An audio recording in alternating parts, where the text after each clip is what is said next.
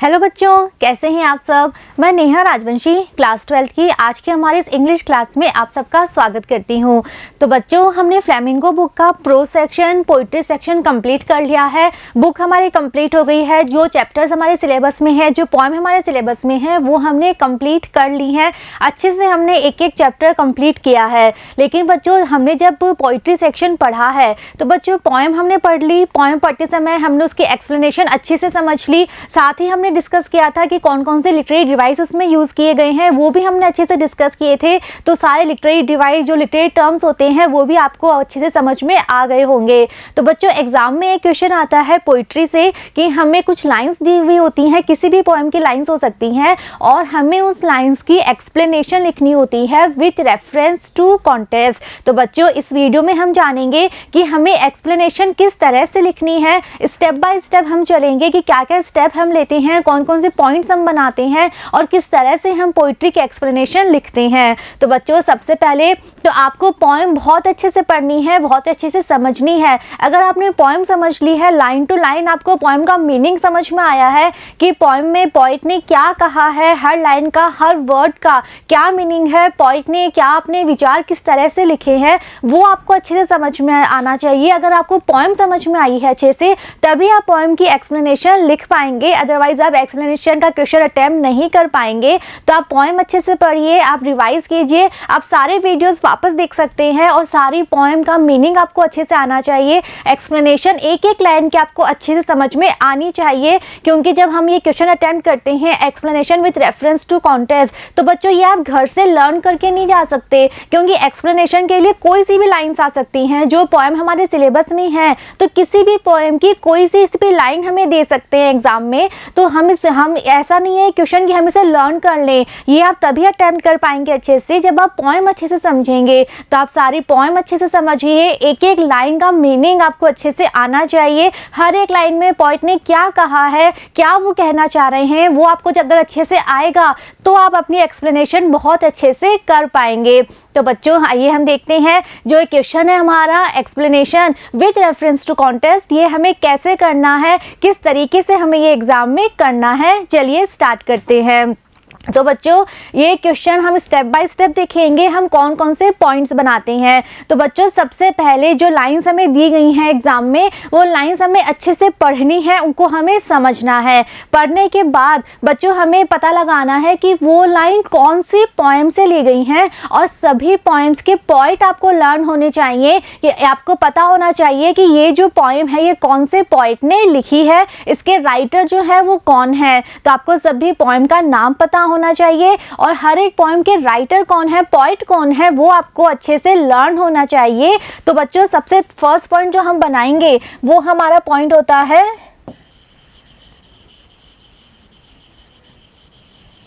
First point हमारा होता है रेफरेंस। तो बच्चों, जब हम एक्सप्लेनेशन लिखते हैं तो हमारा फर्स्ट पॉइंट होता है रेफरेंस। रेफरेंस में हम क्या लिखते हैं, जो लाइन्स हमें दी गई हैं एक्सप्लेनेशन के लिए, हमने उन लाइन को अच्छे से पढ़ लिया और हमें पता चल गया कि ये लाइन जो है वो कौन सी पोएम से ली गई हैं, और हमें लर्न होना चाहिए कि वो जो पोएम है उसके पोइट कौन है। तो जो हमारा फर्स्ट पॉइंट होता है रेफरेंस, इसमें हम लिखते हैं पोएम का नाम और पोइट का नाम। तो इसमें हमें लिखना है कि जो लाइन्स हमें दी गई हैं वो कौन सी पोएम की है। तो रेफरेंस में हम क्या लिखते हैं, सबसे पहले तो पोएम नेम,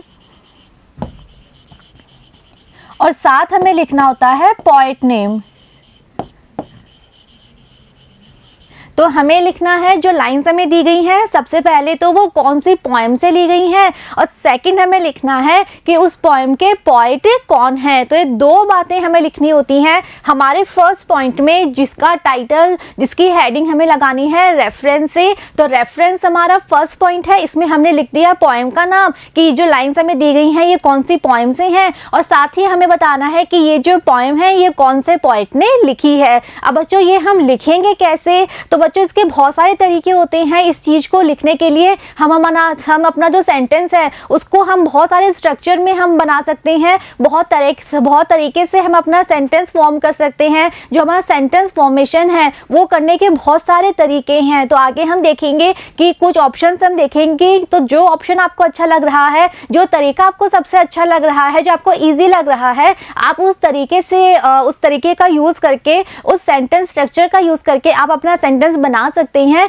जिसमें आप लिखेंगे वो जो लाइंस आपको दी गई हैं वो लाइंस कौन सी पोएम से ली गई हैं, पोएम का नाम और साथ में वो पोएम किसने लिखी है उस पोएट का नाम। ठीक है बच्चों, अब सेकंड पॉइंट हमारा आता है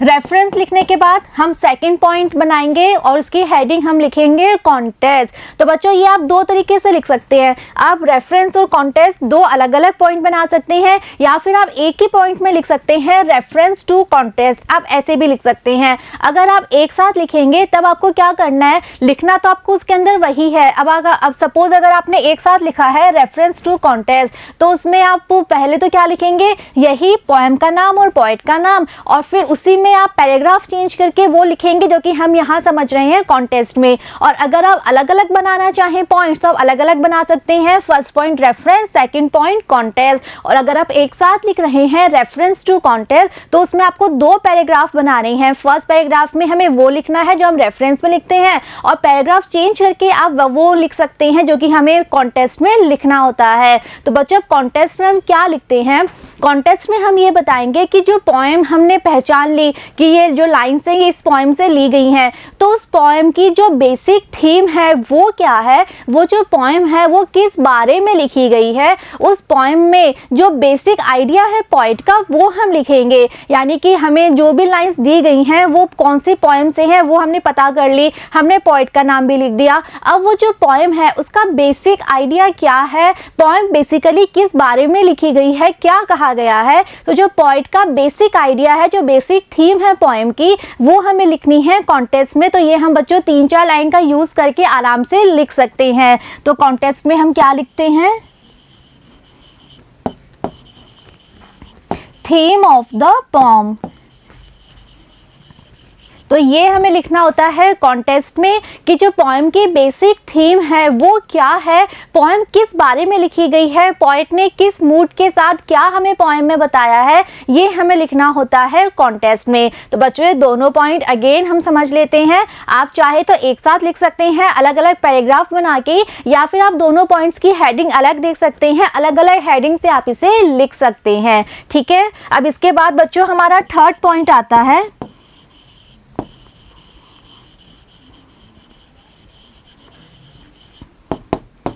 थर्ड पॉइंट आता है बच्चों हमारा एक्सप्लेनेशन। तो बच्चों आपने देखा होगा कि अभी तक जो हमने दो पॉइंट्स बनाए थे रेफरेंस और कॉन्टेक्स्ट, ये दोनों पॉइंट में हम क्या कर रहे हैं, पोएम को डिस्कस कर रहे हैं, हम पोएम के बारे में लिख रहे हैं। जो लाइन हमें दी गई है हम उनकी बात अभी तक हमने करी ही नहीं है। जो रेफरेंस है उसमें भी हमने पोएम का नाम, पोएट का नाम बताया है, जो कॉन्टेक्स्ट है उसमें भी हमने पोएम की थीम बताई है। तो जो लाइन्स हमें दी गई हैं उनको हमने अभी तक टच नहीं किया है। तो जो थर्ड पॉइंट होता है हमारा एक्सप्लेनेशन, इसमें हम क्या करते हैं, इसमें हम अच्छे से एक्सप्लेन करते हैं उन लाइंस को जो हमें दी गई हैं एक्सप्लेनेशन के लिए। तो इसमें हमें अच्छे से जो हमें लाइंस दी गई हैं, 3 लाइन 4 लाइन जितना भी हमें उस पोएम का एक पार्ट हमें दिया गया है वो हमें अच्छे से एक्सप्लेन करना है। एक एक लाइन का हमें मीनिंग बताना है कि पोएट ने क्या लिखा है, क्या कहना चाहा है, उन लाइंस का क्या मतलब है, क्या मीनिंग है,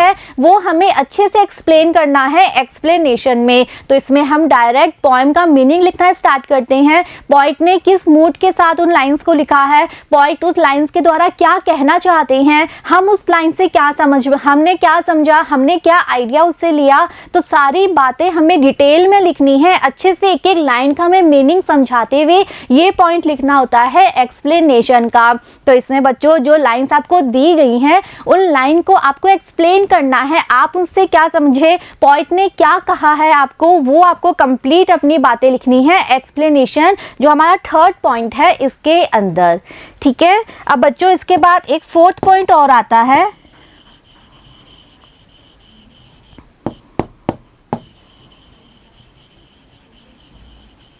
इसका नाम होता है क्रिटिकल कमेंट। तो बच्चों जब आपने एक्सप्लेनेशन लिख दी है अच्छे से, आपको सपोज 5 लाइंस दी गई हैं पोएम की, आपने पांचों लाइंस को एक्सप्लेन कर दिया, उनका क्या मीनिंग है, आप क्या समझे उन लाइन से, आपने अच्छे से लिख दिया। अब इसके बाद बच्चों हमें 4th पॉइंट बनाना है क्रिटिकल कमेंट। इसमें हम क्या लिखेंगे बच्चों, जब हमने पोएम्स पढ़ी थी तो आपको याद होगा हमने सारे लिटरेरी टर्म्स पढ़े थे, हमने बहुत सारे लिटरेरी टर्म्स जिन्हें हम लिटरेरी डिवाइस भी कहते हैं वो हमने पढ़े थे, जिसमें सिमिली भी हमने पढ़ी थी, मेटाफर पढ़ा था, रेपिटेशन पढ़ा था, और भी हमने बहुत सारे लिटरेरी डिवाइस, हमने राइम स्कीम देखी थी। तो ये जो सारे हमने लिटरेरी टर्म्स पढ़े थे, तो हर पोएम में कुछ ना कुछ लिटरेरी टर्म्स का यूज़ किया जाता है। तो जो लाइन्स हमें दी गई हैं उन लाइन्स में हमें पहचानना है कौन कौन से लिटरेरी टर्म का यूज़ किया गया है, और उन्हें पहचानने के बाद वो हम लिखते हैं हमारे 4th पॉइंट में, जिसका नाम है क्रिटिकल कमेंट। तो क्रिटिकल कमेंट में हम क्या लिखते हैं,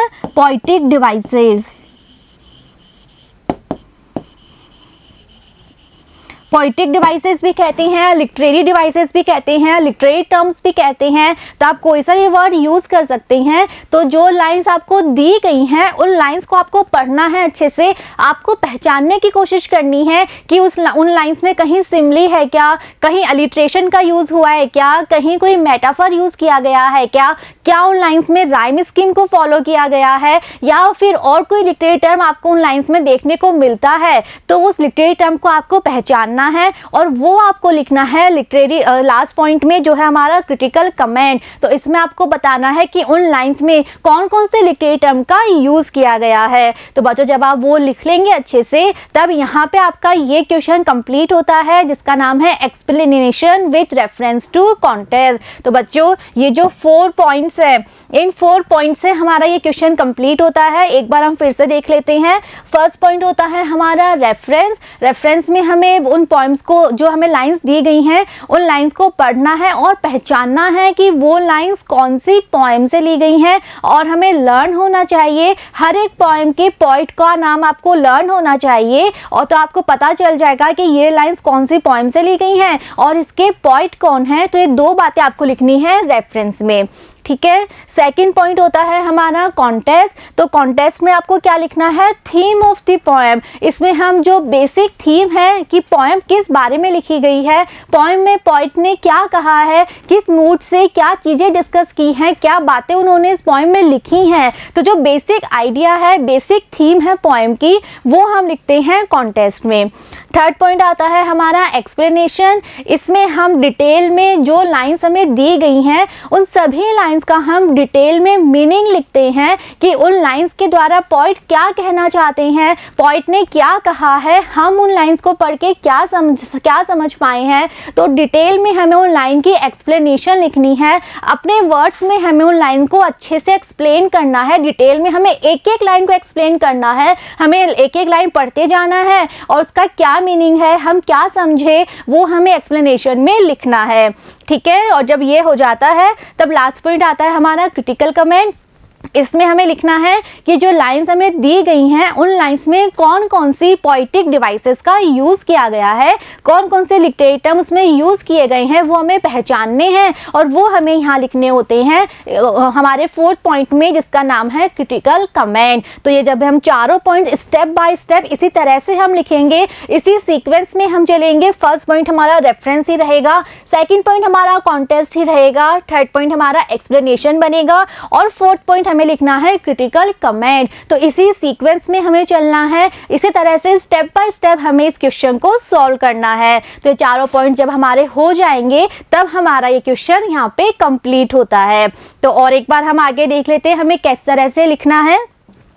तो बच्चों फर्स्ट पॉइंट हमने अभी पढ़ा, हमें क्या लिखना है, फर्स्ट पॉइंट हमारा रेफरेंस। तो बच्चों रेफरेंस में आपको याद हो गया होगा अच्छे से, रेफरेंस में हमें लिखना है पोएम का नाम, जो हमें लाइंस दी गई हैं वो कौन सी पोएम से ली गई हैं और उस पोएम के पोएट कौन है। तो पोएम का नाम और पोएट का नाम हमें लिखना है रेफरेंस में। तो बच्चों ये लिखने के बहुत सारे तरीके होते हैं, बहुत सारे सेंटेंस स्ट्रक्चर होते हैं, आप कोई सा स्ट्रक्चर भी आप चूज कर सकते हैं, किसी भी तरीके से आप अपने सेंटेंस लाइंस को फॉर्म कर सकते हैं। तो कुछ ऑप्शन हम यहाँ देख लेते हैं। आप लिख सकते हैं this lines have been taken from the poem, यहाँ पे आपको लिखना है पोएम का नाम। It is a composition of, किसका कंपोजिशन है, किसकी रचना है, तो यहाँ पे हमें लिखना है पोएट का नाम। तो ये है एक तरीका। हम लिख सकते हैं कि जो लाइंस हमें दी गई हैं वो इस पोएम से ली गई हैं, यहाँ पे हम पोएम का नाम लिख देंगे और हम लिख देंगे कि ये जो पोएम है ये इन पोएट की एक रचना है, ये लिखी गई है इन पोएट के द्वारा।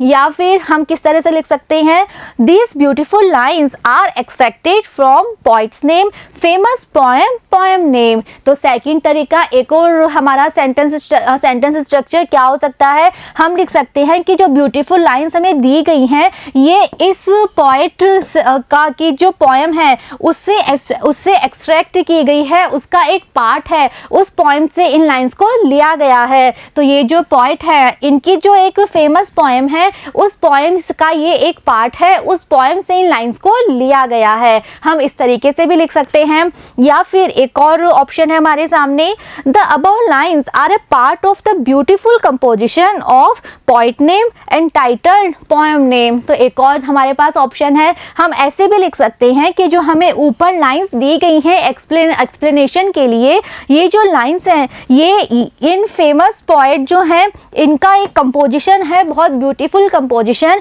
वहाँ उस कंपोजिशन का ये एक पार्ट है और वो जो पोएट है उनका एक कंपोजिशन जो है वो किस टाइटल से है, तो इसके बाद हमें लिखना है पोएम का नाम। तो बच्चों ये कुछ ऑप्शन है, आप इसके अलावा भी किसी भी तरीके से लिख सकते हैं। आप अपना सेंटेंस कैसे भी फॉर्म कर सकते हैं। सेंटेंस स्ट्रक्चर आपका बस सही होना चाहिए, सही टेंस का यूज करते हुए, ग्रामेटिकली वो सही होना चाहिए। आप किसी भी स्ट्रक्चर को फॉलो करते हुए अपना रेफरेंस पॉइंट बना सकते हैं। तो बस हमें ये ध्यान में ये रखना है कि कोई ग्रामेटिकल एरर ना हो हमारे स्ट्रक्चर में, ग्रामेटिकली हमारा स्ट्रक्चर बिल्कुल सही हो। तो हमें सारे पार्ट ऑफ स्पीच का ध्यान रखते हुए, ग्रामर के सभी रूल्स को ध्यान रखते हुए अपना सेंटेंस स्ट्रक्चर बनाना है। तो हम किसी भी तरीके से बना सकते हैं। ये कुछ ऑप्शन है, आप इसमें से कोई ऑप्शन चूज कर सकते हैं या इसके अलावा भी आप किसी भी ऑप्शन से अपना सेंटेंस स्ट्रक्चर सही बनाते हुए ये आप कर सकते हैं। तो हमें लिखना क्या है, हमें लिखना है पोएम का नाम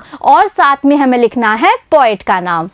ठीक है, तो ये होता है हमारा रेफरेंस। आगे चलते हैं।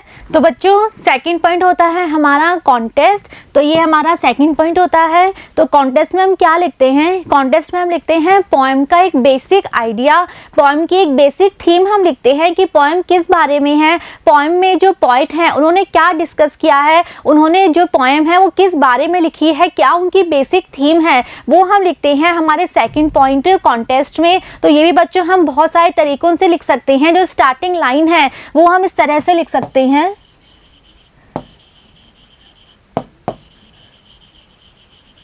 इन द पोएम, इसका मतलब है इस पोएम में, द पोएट, जो हमारे पोएट है वो डिपिक्ट्स, वो डिपिक्ट्स यानी दर्शाते हैं। हम लिख सकते हैं प्रेजेंट, वो प्रस्तुत करते हैं। हम लिख सकते हैं डिस्क्राइब, वो डिस्क्राइब भी वही होता है, वो वर्णन करते हैं, दिखाते हैं। तो इनमें से हम किसी भी वर्ड का यूज कर सकते हैं, किसी भी तरीके से हम अपनी स्टार्टिंग लाइन लिख सकते हैं कि ये जो पोएम है, इस पोएम में जो पोएट है वो डिपिक्ट करते हैं। अब डिपिक्ट क्या करते हैं, तो हम एक लाइन में हम लिख सकते हैं जो बेसिक आइडिया है और फिर उसको आगे 3-4 लाइन में थोड़ा सा हम समझा सकते हैं कि जो पोएम है उसकी थीम क्या है, पोएम किस बारे में लिखी गई है, क्या बेसिक आइडिया इस पोएम में जो पोएट है उन्होंने प्रेजेंट किया है।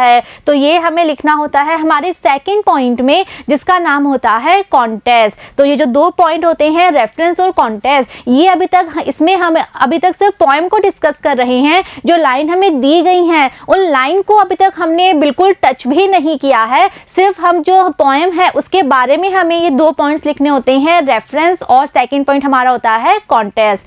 आगे चलते हैं। इसके बाद हमारा थर्ड पॉइंट होता है बच्चों एक्सप्लेनेशन। तो अब हम फाइनल फाइनली आ जाते हैं उन लाइंस पे जो लाइंस हमें दी गई हैं एक्सप्लेन करने के लिए। तो इस पॉइंट में एक्सप्लेनेशन में जो लाइन हमें दी गई है, अगर हमें सपोज 5 लाइंस दी गई हैं तो एक एक करके हमें सभी लाइंस का मीनिंग समझना है, क्या आइडिया उस लाइन से हमें मिलता है, हम क्या समझे उन लाइंस को पढ़ के। तो स्टेप बाय स्टेप एक एक करके हमें सभी लाइन का जो मीनिंग है उनको हमें बताना होता है हमारे इस पॉइंट में एक्सप्लेनेशन में। तो ये हम स्टार्ट कर सकते हैं इन दीज लाइन्स। तो ये पॉइंट हमारा उन लाइंस के लिए होता है, तो हम लिख सकते हैं इन दीज लाइंस, इन पंक्तियों में द पोएट, जो पोएट है वो क्या कहना चाहते हैं। तो हम लिख सकते हैं the poet wants to say, poet ये कहना चाहते हैं, या फिर the poet want to express, जो पोएट है वो इस चीज़ को एक्सप्रेस करना चाहते हैं। या हम लिख सकते हैं the poet wants to explain,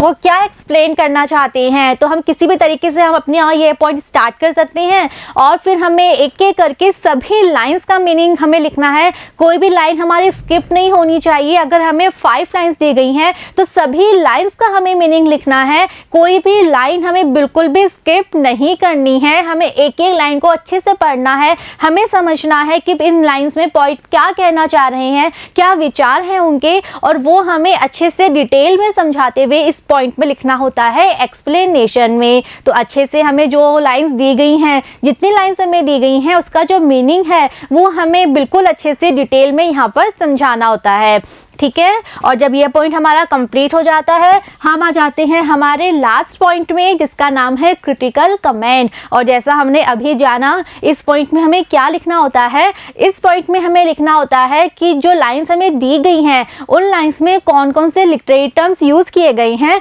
कौन कौन सी पोइटिक डिवाइसेस उन लाइंस में यूज़ की गई हैं, वो हमें पहचाननी होती है और यहाँ पर लिखनी होती है। तो ये बच्चों हम किस तरह से लिख सकते हैं, इन दीज लाइन्स। तो जो लाइन्स हमें दी गई हैं उन्हीं लाइन्स के बारे में हमें यहाँ पे लिखना है, पूरी पोएम के बारे में नहीं लिखना। जो लाइन्स हमें दी गई हैं उनमें कौन कौन से लिटरेरी टर्म्स यूज़ किए गए हैं वो हमें लिखने होते हैं। तो हम लिखते हैं in these lines the poet used. तो इन लाइन्स में पोएट ने यूज़ किए हैं मैनी लिटरेरी टर्म्स, बहुत सारे लिटरेरी टर्म्स पोएट ने यूज़ किए हैं इन लाइंस में।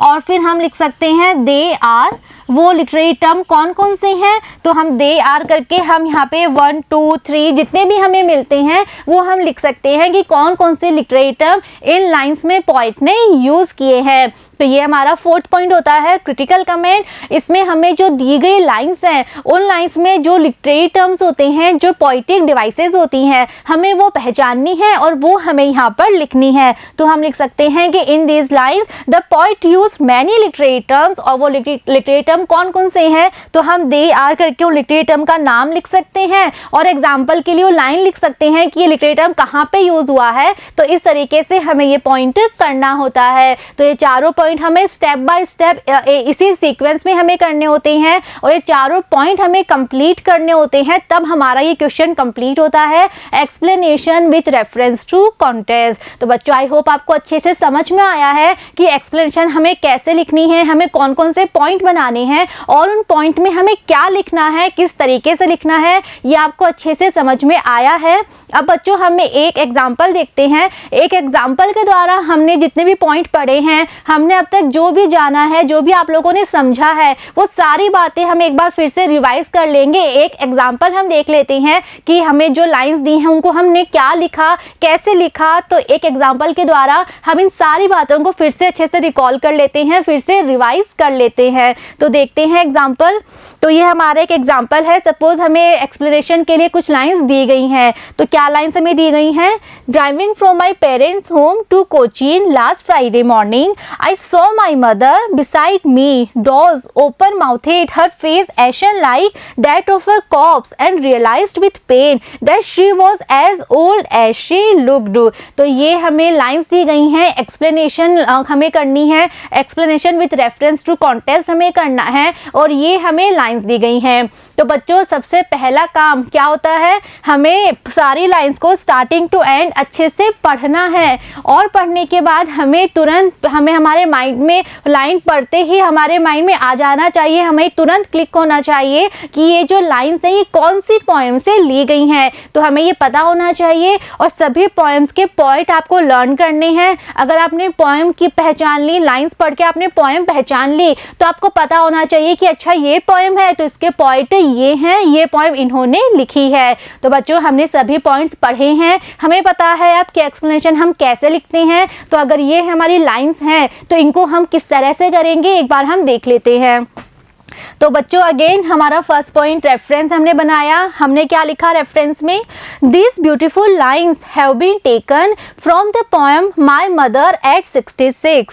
The poem is a composition of renowned Indian poetess Kamala Das, also known as Madhavi Kutty. तो बच्चों ये हमारा रेफरेंस है, इसमें हमने लिखा है कि ये जो लाइंस है जो कि बहुत ही ब्यूटीफुल लाइंस है, ये ली गई हैं पोएम जिसका नाम है माय मदर एट 66। और ये जो पोएम है ये कंपोजिशन है, ये रचना है किसकी, एक बहुत ही रिनाउंड, एक बहुत ही फेमस इंडियन पोइटेस की जिनका नाम है कमला दास, और वो इस नाम से भी जानी जाती हैं। कौन से नाम से, माधवी कुट्टी नाम से भी वो जानी जाती हैं। तो ये हो गया हमारा फर्स्ट पॉइंट रेफरेंस, जिसमें हमने लाइंस को पढ़ के हमने पहचान लिया कि ये जो लाइंस हैं ये माय मदर एट 66 इस पोएम से ली गई हैं, और इस पोएम के जो पोएट है वो कौन है, कमला दास है। तो इस तरह से हमें ये चीजें लिखनी है। हमने लाइंस को पढ़ी, हमें पता चल गया पोएम का नाम, और हमने लर्न कर रखा है कि ये पोएम कौन से पोएट की है। तो हमने बहुत इजीली हमारा फर्स्ट पॉइंट लिख लिया रेफरेंस। आगे देखते हैं, सेकंड पॉइंट है हमारा कॉन्टेस्ट। तो इसमें हमने क्या लिखा है, In this poem, the poet talks about her feelings when she saw her mother at the age of 66 and realized that she is really getting old now. तो बच्चों हमने अभी तक समझ लिया है कि कॉन्टेस्ट में हमें बेसिक थीम लिखते हैं पोएम की, कि पोएम किस बारे में लिखी गई है। तो ये जो पोएम है माय मदर एट 66, इस पोएम की थीम क्या है, तो ये जो पोएम है इस पोएम में जो पोएट है वो किस बारे में बात कर रही हैं, वो अपनी फीलिंग्स हमसे शेयर करती हैं। वो फीलिंग्स जब उनको कब वो फीलिंग जब वो कब फील करती हैं, जब वो अपनी मदर को देखती हैं, वो मदर जिनकी एज अब 66 हो गई है, और अपनी मदर को देख के पोएट को रियलाइज होता है कि उनकी जो मदर हैं अब वो सच में ओल्ड होती जा रही हैं, उनकी एज अब सच में बहुत ज़्यादा और आगे से आगे ज़्यादा से ज़्यादा बढ़ती जा रही है। She has lots of fear and pain after realising that she may lose her mother very soon. और पोएट के मन में बहुत सारे फियर हैं, बहुत सारे पेन हैं, उनको बहुत डर लगता है इस बात का कि अब शायद वो अपनी मदर को जल्दी ही खो देंगी, क्योंकि उनकी मदर इतनी ओल्ड होती जा रही हैं और ये एक नेचुरल प्रोसेस होती है। तो उनको लग रहा था कि उनकी मदर इतनी ओल्ड हो गई हैं कि शायद अब वो अपनी मदर को जल्दी ही खो देंगी, इसीलिए उनके मन में बहुत ज़्यादा पेन होता है, बहुत ज़्यादा उन्हें डर लगता है। But she does not want to show and express her fear to her mother and bids farewell in a positive way with lots of smiles. तो अंदर से वो बहुत ज़्यादा डरी हुई हैं, बहुत ज़्यादा पेन उन्हें हो रहा है, लेकिन वो बिल्कुल नहीं चाहती कि उनका जो पेन है, उनका जो फियर है, वो अपनी मदर के सामने वो एक्सप्रेस नहीं करना चाहती। वो नहीं चाहती कि अपने पेन को वो अपनी मदर को दिखाएं, अपनी मदर के सामने वो अपनी फीलिंग्स एक्सप्रेस नहीं करती। और फाइनली जब वो अपनी मदर से विदा लेती हैं, जब वो अपनी मदर को फाइनली जब वो बाय कहती हैं, तो वो कैसे कहती हैं, एक पॉजिटिव वे के साथ कहती हैं। वो कहती है ना, सी यू अम्मा सून। तो ये एक पॉजिटिव एटीट्यूड है कि जल्द ही मिलेंगे, और साथ ही बहुत सारी स्माइल्स के साथ वो अपनी मदर को गुड बाय कहती हैं। तो बच्चों ये है इस पोएम की बेसिक थीम कि ये जो पोएम है ये किस बारे में है। तो पोएम किस बारे में है कि जो पोएट हैं जब उन्होंने अपनी मदर को देखा जिनकी एज अब 66 हो गई हैं, तो उन्हें रियलाइज़ होता है कि उनकी मदर कितनी ओल्ड हो चुकी हैं, ओल्ड एज में ये बढ़ती जा रही हैं, और उनको अचानक से डर लगता है कि कहीं ऐसा ना हो कि वो अपनी मदर को जल्दी ही खो दें। तो बहुत ज़्यादा डर है उनके मन में, उनको बहुत ज़्यादा पेन भी हो रहा है। लेकिन जब अपनी मदर को बाय कहने का टाइम आता है तो वो अपना सारा पेन, सारा फियर अपने मन तक ही रख लेती हैं, अपना पेन वो बाहर बिल्कुल भी एक्सप्रेस नहीं करती। और जब वो अपनी मदर को बाय कहती हैं तो एक बहुत ही पॉजिटिविटी के साथ कहती हैं, एक पॉजिटिव एटीट्यूड के साथ वो अपनी मदर को बाय कहती हैं और बिल्कुल एक स्माइलिंग फेस के साथ वो अपनी मदर को बाय कहती हैं। तो ये है पूरी पोएम की थीम। पोएम का जो बेसिक आइडिया है वो हमने लिख दिया यहाँ पे हमारे सेकंड पॉइंट कॉन्टेस्ट में। आगे देखते हैं। नेक्स्ट पॉइंट बच्चों हमारा अगेन आ गया है एक्सप्लेनेशन। तो इसमें हमें क्या करना है, इसमें हमें जो लाइंस दी गई हैं उन लाइंस का हमें यहाँ पर मीनिंग लिखना है। तो देखते हैं हम कैसे लिखेंगे। These are the opening lines of the poem. तो जो लाइंस हमें दी गई थी वो लाइन, ये जो पोएम है माई मदर एट 66, इसकी ओपनिंग लाइन है। ओपनिंग लाइन यानी इन्हीं लाइन से पोएम स्टार्ट होती है, तो जो स्टार्टिंग लाइन है वो लाइंस हैं ये। तो बच्चों इसी तरह से अगर आपको पता हो कि जो लाइंस हैं वो किसी पोएम की लास्ट लाइन है तो आप ओपनिंग की जगह लिख सकते हैं कंक्लूडिंग। आप ऐसे लिख सकते हैं कि these are the concluding line of the poem. Concluding का मतलब होता है लास्ट की लाइंस। तो अभी जो हमें लाइंस दी गई हैं वो इस पोएम की स्टार्टिंग लाइन है, ओपनिंग लाइन है, तो वो हमने यहाँ पे लिख दिया। In these lines, the poet is describing her car journey from her parents' home to Cochin that took place last Friday morning। और जो लाइन्स हमें दी गई हैं, इन लाइन्स में जो पोइट है वो डिस्क्राइब कर रही हैं अपनी कार जर्नी को। जब वो कार में बैठ के जा रही थी अपने पेरेंट्स के घर से, वो कोचीन जा रही थी और कब, लास्ट फ्राइडे मॉर्निंग को। तो जो उनकी जर्नी थी उस जर्नी के बारे में इस लाइन में उन्होंने लिखा है। The poet's mother is sitting near her in the car। और लाइन्स को पढ़ के हमें पता चलता है कि जो पोएट की मदर हैं वो भी उसी कार में उनके पास में बैठी हुई हैं। When the poet sees the face of her mother, she realizes that her mother is taking a nap with her mouth open। और उनकी मदर को जब पोएट देखती हैं, अपने मदर की तरफ जब वो देखती हैं तो वो क्या पाती हैं कि उनकी मदर को नींद आ रही है, वो सो रही हैं। और वो सो भी कैसे रही थी, अपने मुंह को खुला करके वो वहां पर कार में बैठी हुई सो रही थी। Then the poet feels that her mother is looking very old and her face is very dull and without any energy or spark। और जब ऐसे में राइटर अपनी मदर के फेस को देखती हैं तो वो क्या पाती हैं कि उनकी मदर बहुत ज़्यादा ओल्ड लग रही थी और जो उनका फेस था वो कितना डल हो गया था। उनके फेस पे बिल्कुल भी एनर्जी नहीं थी, किसी भी तरह का स्पार्क नहीं था, किसी भी तरह की एनर्जी उनके फेस पर नहीं थी। She has lost all her charm and vitality of a life and looking like a dead body। तो जो एक लाइफ की एनर्जी होती है, जो विटैलिटी होती है, जो चार्म होता है, वो कहीं खो गया था। और वहाँ कार की सीट पे बैठी हुई वो कैसी लग रही थी, बिल्कुल एक डेड बॉडी की तरह वो लग रही थी।